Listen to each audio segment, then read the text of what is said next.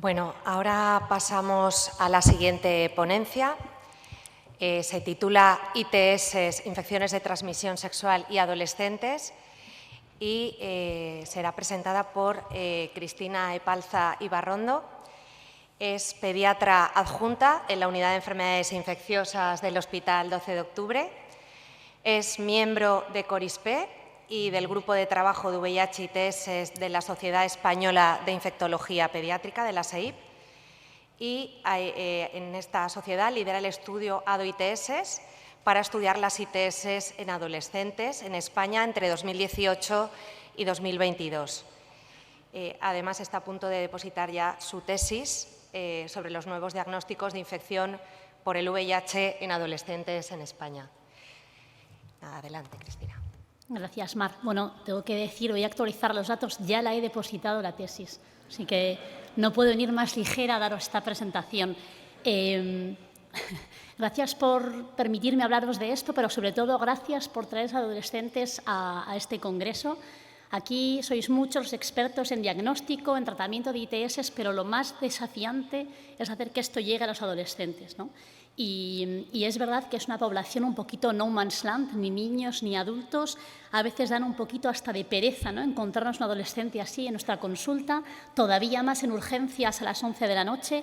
Y yo os voy a lanzar un par de ideas, ¿no? Y la primera es que pensemos quién de nosotros no ha sido adolescente hace más o menos tiempo, según la cantidad de arrugas o de canas que tengamos, y sin levantar la mano, pero que pensemos a ver quién utilizó un preservativo, y ya nos digo bien utilizado, en las primeras relaciones sexuales. Bueno, pues con esta mirada así compasiva con el adolescente, voy a presentar un par de pinceladas clínicas que yo he vivido y que ilustran un poco los problemas que tenemos todos, porque esos adolescentes los vemos mucho los pediatras, algunos vosotros también dentro de vuestros pacientes, pero la realidad es que en unos añitos son de verdad pacientes todos vuestros, con lo cual cuánto de bien o de mal lo hagamos dependerá de lo que nos enfrentemos en los años que vienen, ¿no?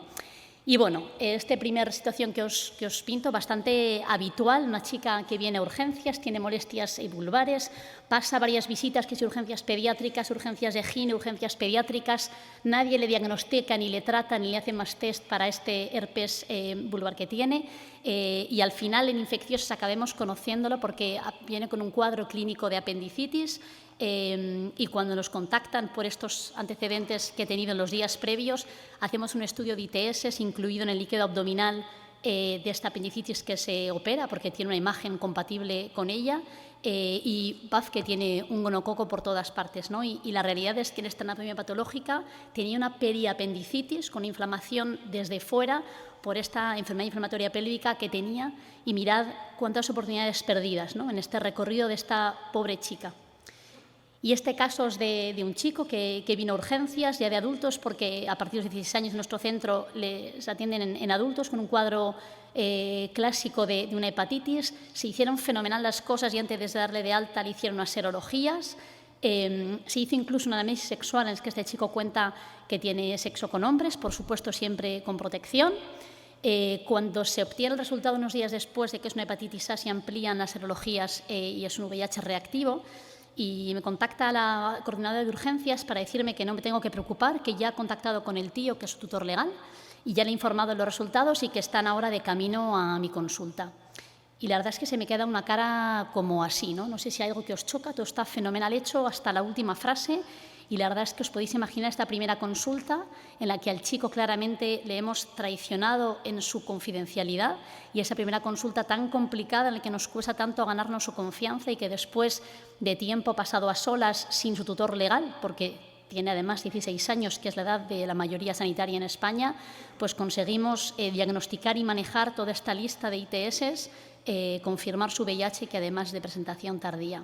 Bueno, pues a mí estas situaciones, que son simplemente ejemplos, me dejan una cara para que no he encontrado un único smiley, casi este es el más aterrador de qué es lo que está pasándonos, y también me vais a permitir esta cara como de enfado, porque la realidad es que no estamos haciendo lo suficiente para que esos adolescentes puedan iniciar una sexualidad de una forma placentera y sana, y esto probablemente lo vayan a arrastrar en su vida futura de adultos, ¿no?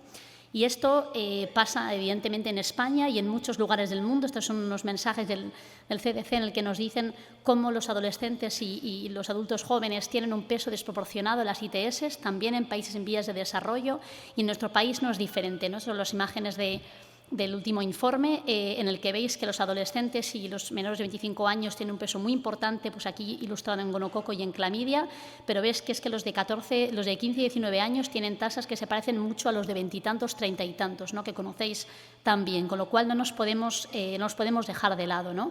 Y es que es una población que en España representa a los 15 y 19 el 5%, y sin embargo están muy representados tanto en clamidia como en gonococo, veis aquí, y por eso las guías, el plan estratégico del Ministerio, están contemplados como población diana, esa vulnerabilidad que les aporta la edad. ¿Y por qué son vulnerables? Pues primero porque tienen, yo no me atrevo ni a decir parejas sexuales, no digamos contactos sexuales múltiples, todavía más aumentado con la explosión de las redes sociales, y ahora vendremos un minuto sobre ello.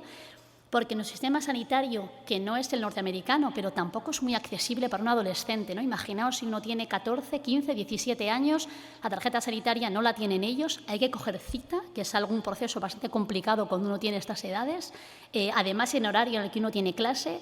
Si tengo que comprar medicamentos, tengo que desvelar mi diagnóstico a mis padres, bueno, todo esto lo hace inaccesible, ¿no? Y simplemente un par de centros, y conozco sobre todo el de Madrid, en el que está orientado a adolescentes porque no hace falta tarjeta, porque es gratis, porque es de 9 a 19, porque te dan los medicamentos y sobre todo porque saben tratarte, ¿no? Pues a ver si difundimos este sistema por toda España.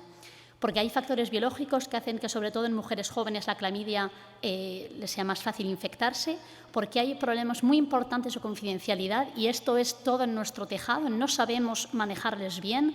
Está la mayoría sanitaria a los 16 años, pero de 12 a 15 años hay un concepto importantísimo de manejar, que es el concepto de menor maduro, en el que el sanitario tiene que evaluar al adolescente que tiene delante y hacer esta balanza de beneficio-riesgo, sin olvidarnos que el que es nuestro paciente es el adolescente. Hace falta tiempo a solas y de calidad, y sin pensar que va a decirnos todo lo que hace o no hace por dos preguntas que le hagamos, en el que tenemos que valorar si le tratamos, si hacemos un screening por la madurez que tiene, sin que tenga que darnos consentimiento sus padres. Y esto hay que conocerlo y manejarlo. Y todo esto hace que los screening que les podemos proporcionar pues son completamente insuficientes, ¿no? Y ya, ¿verdad? Éramos diferentes de lo que somos ahora cuando nosotros éramos adolescentes, pero es que además esto de verdad que va cambiando. La sociedad va cambiando, los adolescentes van cambiando, y lo que nosotros les ofrecemos no es muy diferente.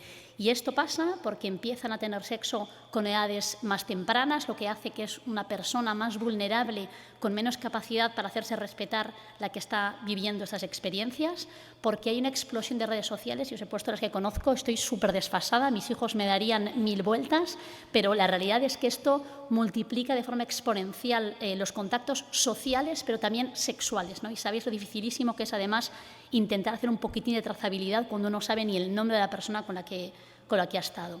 Porque hay más sexo oral, que eso estáis de acuerdo conmigo en que por definición es sin protección, y porque hay una explosión de la imagen, de los likes, de imágenes eróticas para vender camisetas, y además un acceso facilísimo al porno, ¿no? Y eso tiene muchísimo impacto cuando uno está creándose su sexualidad, ¿no? Su vida sexual, que tiene luego un impacto en cuando será mayor, ¿no? Aquí veis, este es un estudio de una sociedad americana en el que nos dice que la edad media del acceso al porno, ya sea sin querer o queriendo, es de 12 años, y esto no solo es que nos pueda parecer joven o no joven, es que además tiene un impacto grandísimo en cómo ellos aprenden a vivir la sexualidad, porque hasta en un 80% aprenden a cómo tener sexo por la pornografía, aprenden a cómo es el cuerpo humano por la pornografía, y un 73% aprende lo que ellos querrían vivir como experiencia sexual o hacer a sus contactos sexuales, ¿no? O sea que esto tiene muchísimo impacto. Yo digo a mis adolescentes en la consulta que las películas porno pues son como las películas de Marvel, ¿no? Tú ves a Iron Man estupendísimo con su traje, su corazón biónico, pero es ficción. Bueno, pues si no rellenamos de información que queremos darles a esta información a la que ellos de todas formas van a acceder, pues se van a creer la ficción y la van a coger como enseñanza para luego crear su sexualidad, y luego tendremos todo lo que nos viene por detrás, ¿no? Bueno, con este panorama tan horrible que os he pintado, a ver qué podemos hacer. Pues muchas cosas. La primera desde la ciencia, ¿no? Desde dar datos, y Mar os lo ha dicho, desde el grupo de SEIP hemos empezado este año un estudio, 9 centros, 5 comunidades autónomas, para intentar tener datos del 2018-2022 en adolescentes con la definición de la OMS, de 10 a 19 años, desde los datos de microbiología para poder tener una mirada de hospitales, pero también de atención primaria, fijándonos en los diagnósticos de VIH y de sífilis en este periodo y los episodios con toma de muestras para ITS en los 15 primeros días de cada trimestre y ver un poco qué es lo que está pasando, ¿no? Tenemos unos cuantos pósters que os invito a ver si queréis, pero en resumen, con casi 600 diagnósticos positivos de ITS, pues vemos que la edad mediana de estos pacientes es de 18 años, pero que 37% tenían menos de 18 años, con lo cual todas las barreras que hemos visto se incrementan. Hay casi un 30% que después de un primer diagnóstico de ITS en el periodo del estudio tendrá un segundo o tercero más episodios de ITS, con lo cual aquí hay un grupo que será de estos de diana que tenemos que trabajar. Estos episodios se ven en 44% en atención primaria y en un porcentaje similar en el hospital y en total el 30% de estos pacientes se vieron en urgencias, con lo cual como especialistas somos los portavoces, pero somos los que tenemos que pasar este mensaje a todos los niveles asistenciales para que esto de verdad funcione, porque la realidad es que lo hacemos mal. Hasta un 32% no recibe tratamiento o es incorrecto y es todavía más importante en el caso de sífilis y con respecto al embarazo, que no es una infección, pero que tiene el mismo modo de transmisión, si lo podemos llamar así. Solo 1 de cada 4 adolescentes que no estaba previamente, o sea, que no consultaba ya por un embarazo, recibió un test de embarazo y gracias a un episodio de ITS se diagnosticaron 8 casos de embarazo, con lo cual sí tenemos que manejarlos mejor. Con respecto a las pruebas que se han hecho en este periodo, en estos centros que os digo, en verde veis el número total de pruebas que se han hecho para estas ITS y en amarillo el número total de pruebas positivas y veis que progresivamente, excepto en 2020 por la pandemia, va incrementándose ese número, tanto de totales como de positivos, con un ratio de positivos más importante en gonococo en 2022, con lo cual tenemos que hacerlo mejor y más, ¿no? Este trabajo que os presento, focalizado en presentación tardía de VIH, un poco como ejemplo de estas barreras incrementadas allá hasta el exponencial. Vimos que con la definición clásica de presentación tardía, un 35% de adolescentes lo era. Os puede parecer bien, fenomenal, comparado con lo que veis en población general, pero daros cuenta de que son adolescentes que son mayoritariamente de transmisión sexual, con lo cual se han tenido que infectar solo unos años antes y no somos capaces de que nuestro sistema esté abierto, ¿no?, a que se diagnostiquen. Y para ver los factores asociados, utilizamos una definición más restrictiva de información de presentación tardía confirmada con un número de CD4 bajo confirmado en los 3 meses y vimos que los factores principales asociados fueron primero la edad, y es verdad que en los adolescentes más jovencitos la transmisión vertical diagnosticada muy tarde fue responsable de este grupo, pero en los adolescentes medianos de 15 a 17 años, donde solo había un caso de transmisión vertical que se diagnosticó a esta edad, también son un factor de riesgo comparado con los adolescentes mayores. Esto se interpreta como las barreras que tenemos los sanitarios para identificarlos, que tienen ellos mismos para ser conscientes y que tiene el sistema sanitario para que sea accesible. Y también están representados como población general los adolescentes no nacidos en España, ¿no? Estas barreras que ha dicho antes Lucio, pues también se aplican a los adolescentes con presentación tardía de VIH. ¿Qué más podemos hacer? Pues lo hemos dicho, informar, ¿no?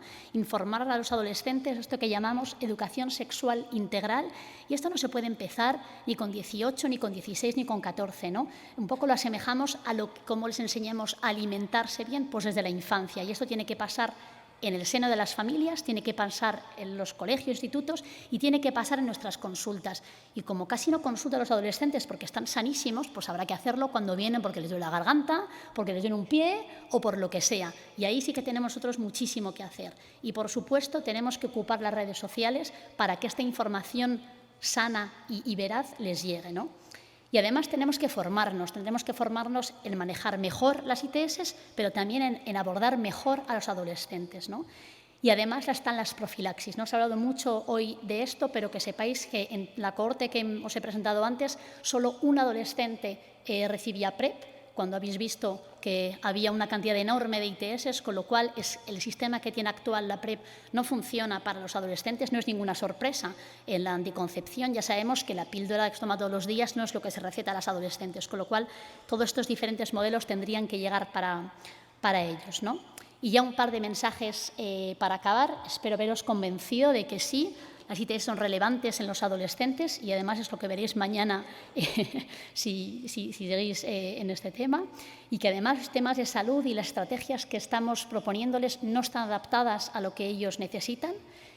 Tenemos que tener servicios de salud adaptados a adolescentes, tenemos que formarnos en ITS, pero también en cómo tratar bien a los adolescentes, y además tenemos que proporcionarles esta educación sexual integral que se merecen. Y acabo con una reflexión para cuando veáis adolescentes, por lo que sea, las próximas veces, y es que lo que la risa es para la infancia, el sexo lo es para el adolescente. Muchas gracias.